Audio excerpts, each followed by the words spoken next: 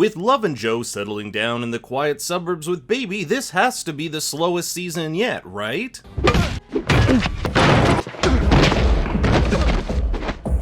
Don't get hysterical. I took a seminar.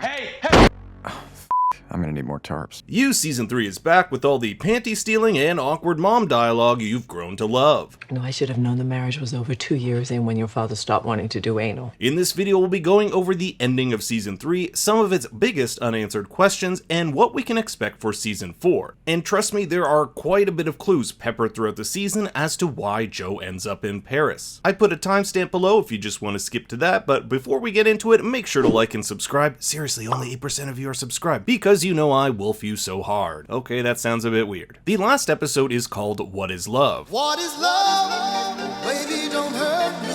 Nope, not that. It's a double entendre. What is Love refers to Joe's wife as well as the question itself, particularly for Joe, or should I call him Will Bettelheim, or maybe it's Nick, like what he's called at the end of the season when he's in Paris. I wonder if he calls himself Nick since it's the main character from F. Scott Fitzgerald's The Great Gatsby, a book he mentions frequently at the beginning of the season as being an inspiration to him. Fitzgerald also wrote Tender is the Night, the book naughty neighbor Natalie Engler gave to him in episode 1. When Joe falls in love, he obsesses. We've seen this throughout season 1 with Guinevere Beck, season 2 and 3 with Love Quinn, and most recently Marion Bellamy. In fact, much of the journey of season 3 is Joe in love falling into and out of love, with Joe saying in episode 10 that his marriage to love is like a prison.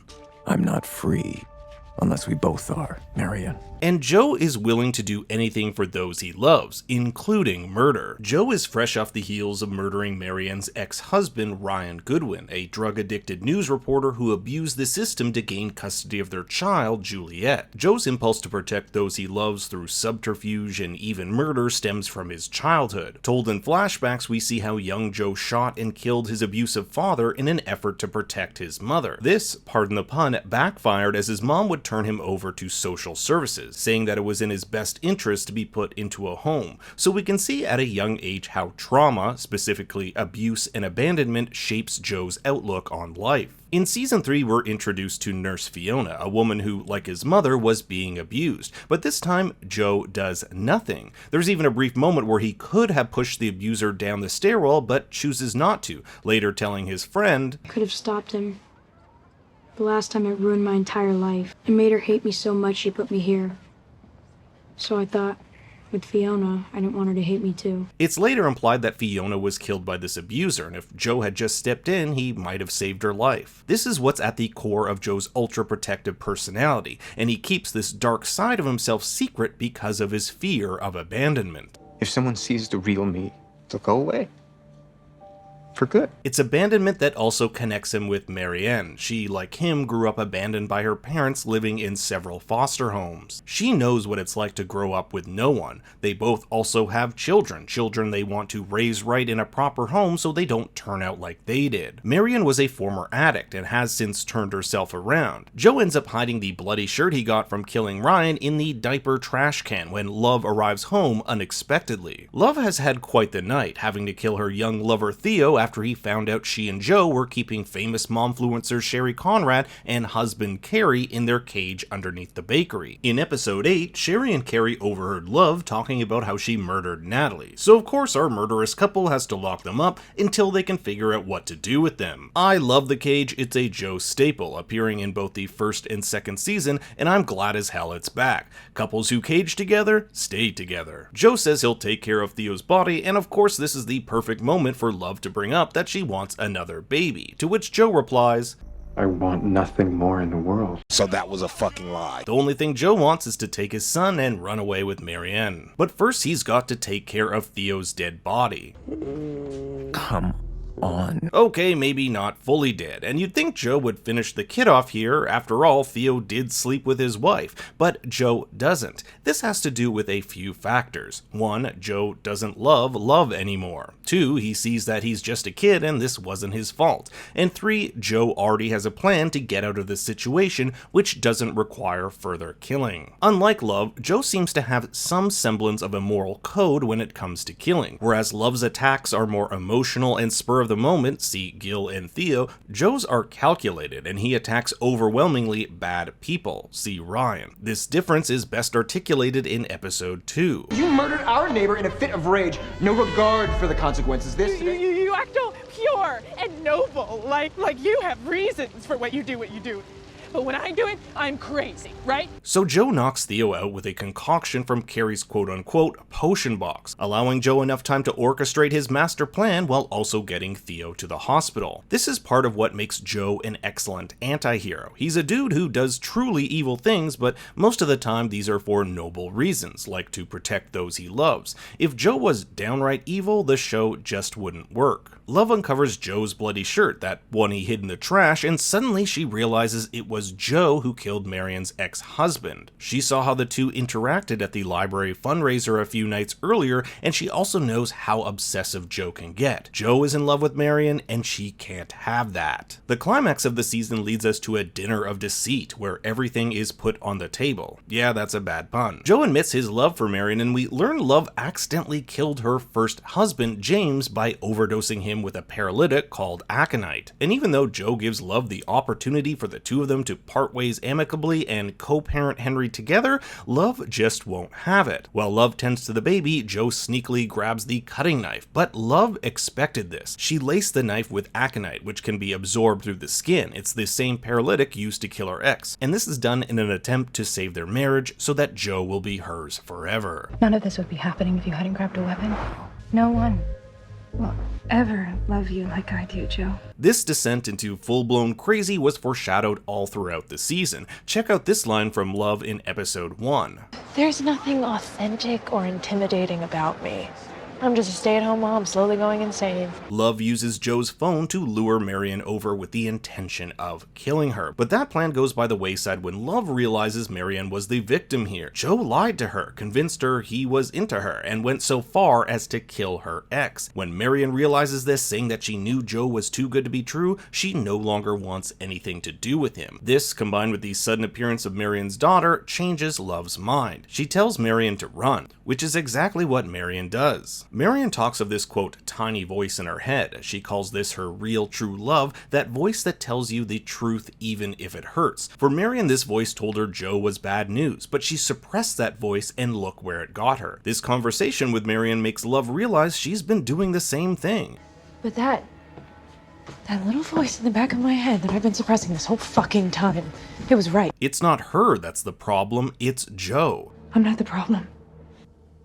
My husband is the problem. So Love decides to do the unthinkable and kill Joe, who is still paralyzed on the floor, or so we think. As Love readies herself to slit Joe's throat, Joe stabs her with a syringe filled with aconite. This was all part of his plan. He knew for weeks that Love was growing it in the backyard, and sensing Love would use it at dinner, Joe preemptively took its counter, adrenaline. If you notice on the pill bottle, which he obtained from Carrie's potion box, it says 45 minutes to take effect. So he legitimately was paralyzed for a while until the adrenaline could kick in, and it kicks in right in the nick of time. His liquid form of aconite is fast acting and is enough to kill Love. We get this sad flashback of Joe tracking down his mother who abandoned him. She's with his half-brother Jakey, just adding salt to the wound that Joe was abandoned but not his half-brother. His mother says, Sometimes we need to start over, Joey, completely.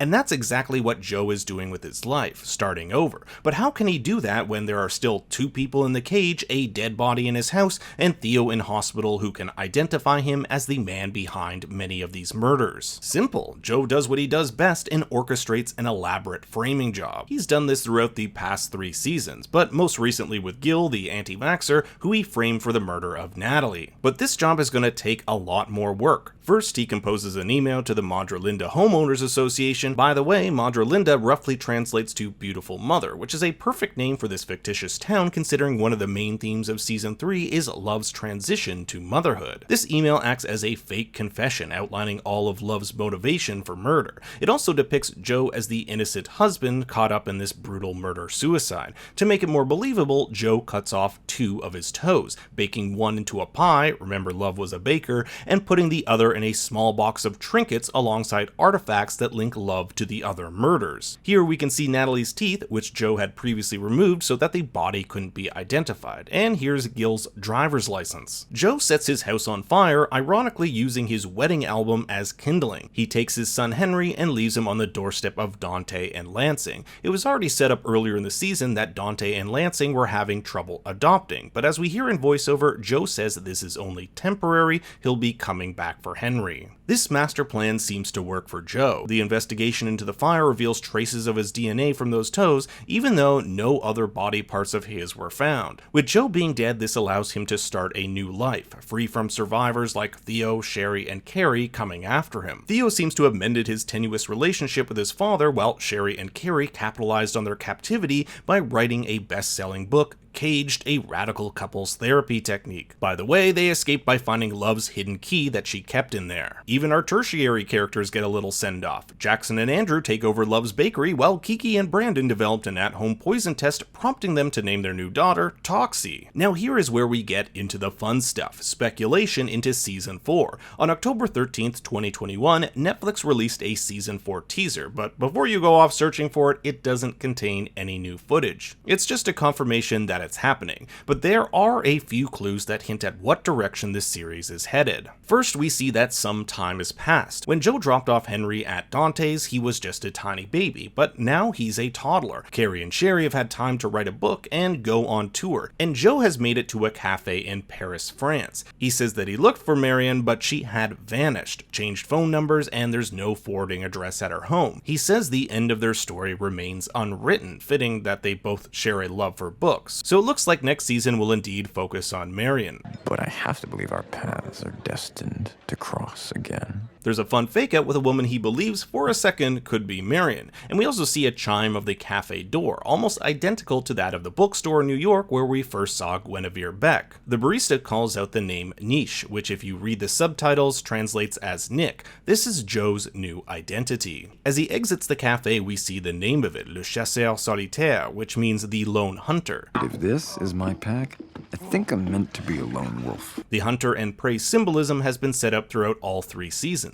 In episode 5, we see Marion's drawing of Le Petit Prince, a famous French novella, who kinda also looks like her next to a fox. You might also be asking yourself, why Paris? Why did Joe travel halfway around the world to search for Marianne there? Well, Marianne is French. Oui, c'est ma première langue.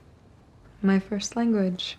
I was born in Paris. Paris is also a mecca for art, and Marion is an artist. As we see in the final shot, there are shops lined with paintings. She also told Joe that's where she'd travel to if she ever had to run away with her daughter from her ex. If I was sure Ryan could never find us, I would grab Juliet and run to Paris. Paris was also the location Joe suggested to Love they run off to in Season 2.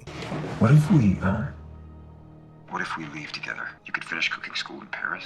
There's also the question of how Joe got to Paris. He'd need a passport. Well, remember that he's still friends with Will Bettelheim, a guy he originally met in Season 2 to talk about making him a fake identity. The two are still friends, as we see in episode 9 of Season 2, so it isn't too far-fetched to believe that Will may have helped him out here. There are also wild cards like Joe's half-brother Jakey. It'll be interesting to see if he ever comes into the picture. And finally, Marion herself. What is she gonna think when Joe shows up, a man who is supposedly dead, and whom Love said killed her ex? If there's anything we know about Joe is that he can gaslight and manipulate a woman to no end, and I'm sure he'll have some great excuse to win her back, for better or for worse. But what do you think's in store for you, Season 4, and what are your thoughts on this season? I want to hear them in the comments below. Thanks for watching, everyone. Make sure to like and subscribe, and for more bad takes, be sure to follow me on Twitter and Instagram at ThinkStoryYT. Until next time, remember, Daddy loves you very much.